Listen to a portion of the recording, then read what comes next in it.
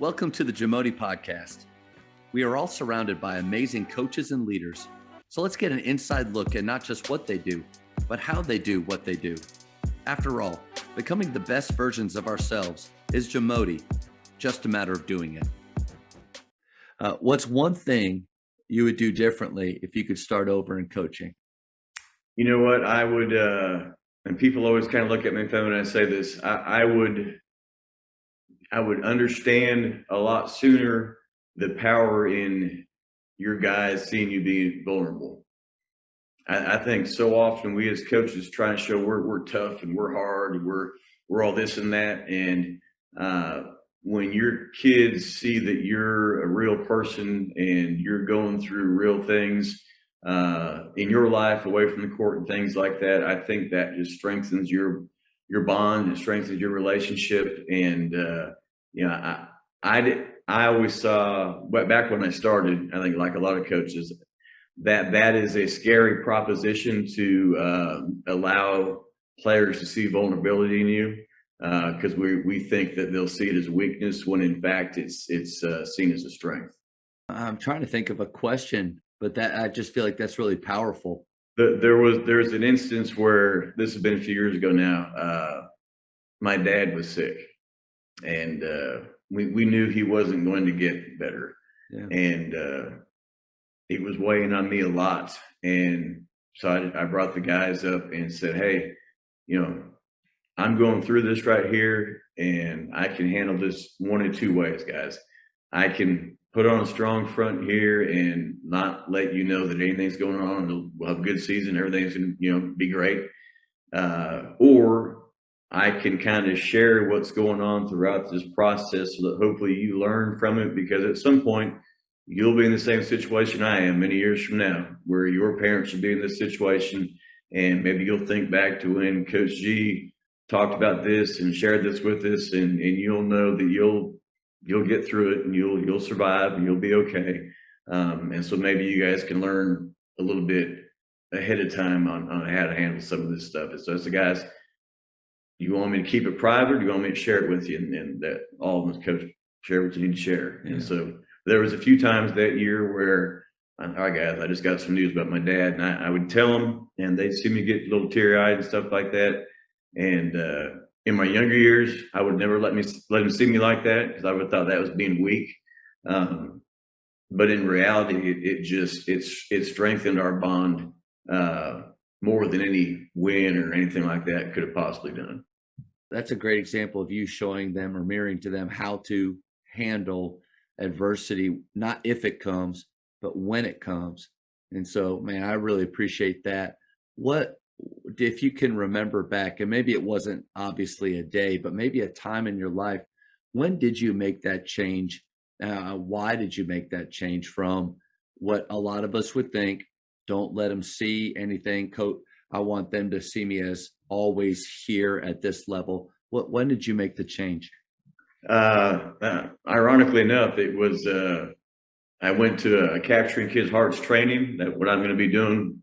I went to a training for that, and as educators, we go to in-services and trainings and seminars all the time. And I don't know about you, but I tend to walk out of them thinking, all right, whatever, But I had a really good friend that was involved with that program, and I heard him talk about stuff like that. I'm like, man, I want to go to that. I actually want to go to this training. And I went to it, and it really touched me. It just really resonated with me. And I thought, you know what? I'm going to jump in with both feet on this stuff, and I'm going to incorporate this in our program. And it was the freshman year. It was the summer before the freshman year that we had Isaac Likely and Chris Mullins and those guys. And so we jumped in with both feet on that stuff.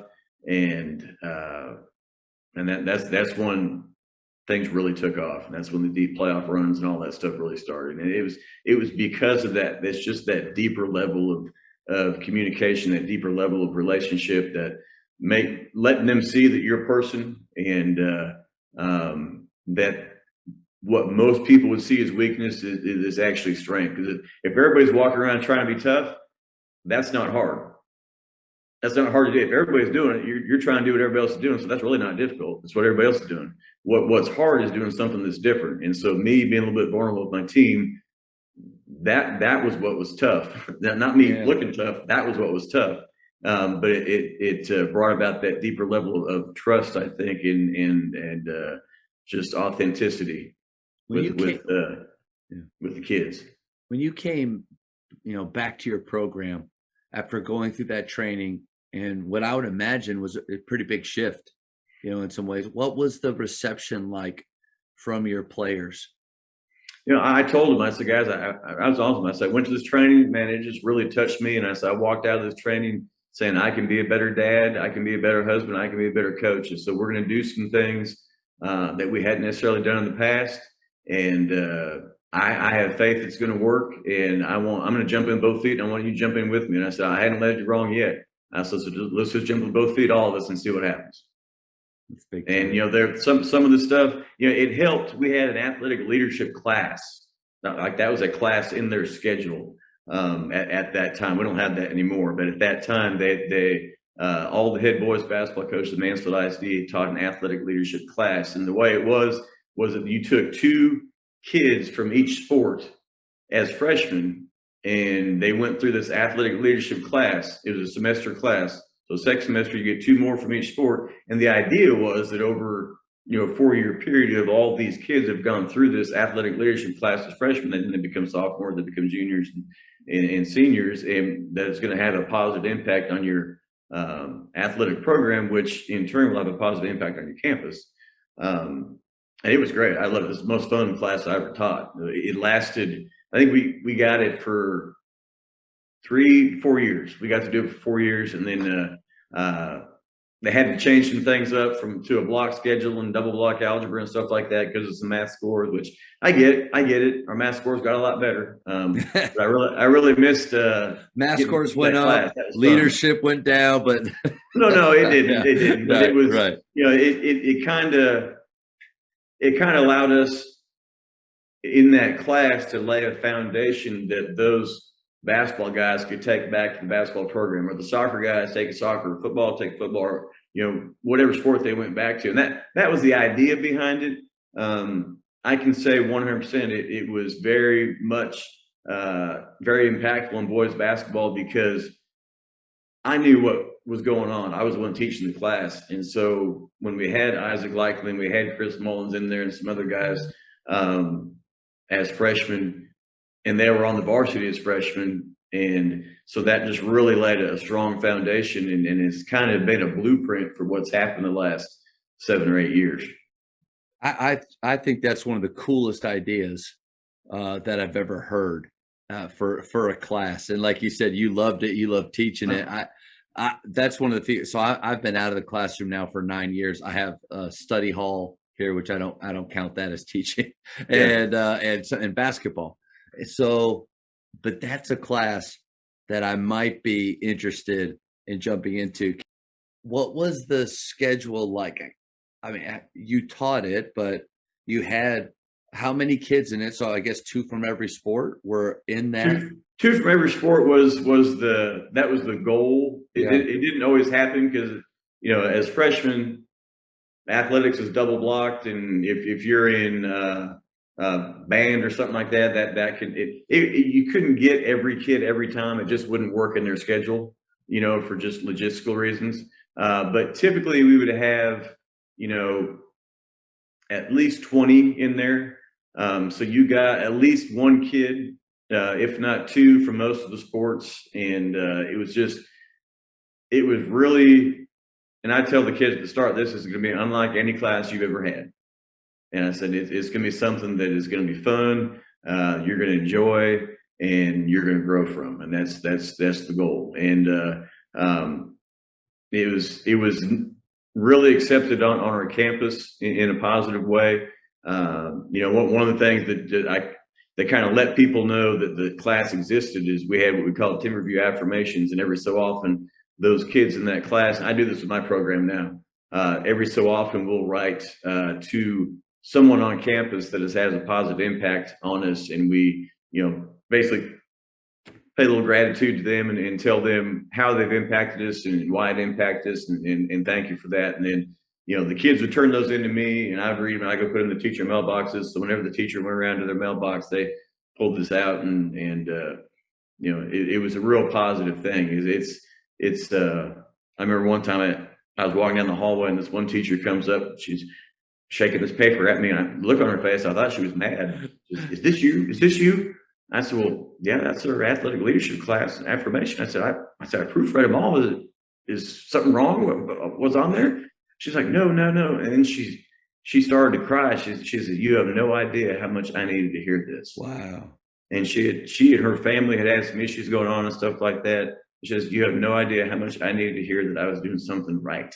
And I went back to the kids, and I tell that story on my basketball team every year, that you don't know what everyone else is going through. A lot of us are really good at putting up a front and making you think everything is just fine, when in reality, there's stuff going on that's not just fine. Yeah. And just paying someone a little bit of gratitude and saying thank you, that might be a difference maker for someone in their day and what they got going on in the world.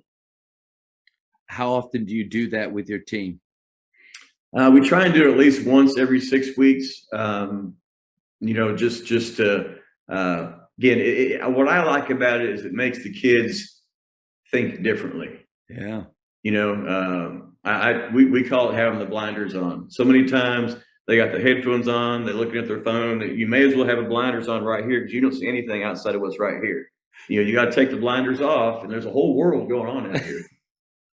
Take the blinders off, and think about someone that's done something positive for you, has had a positive impact on you. And then if you haven't thanked them, I want you to, and this is big too. I said, it's easy to go up and talk to someone, but it means a lot more to me if you write it down, because it's funny, as teachers at the end of your school year, right? You have to take everything off your wall, right? You got to clean out your classroom and all that. At least we do. You got to clean out your classroom, all that stuff.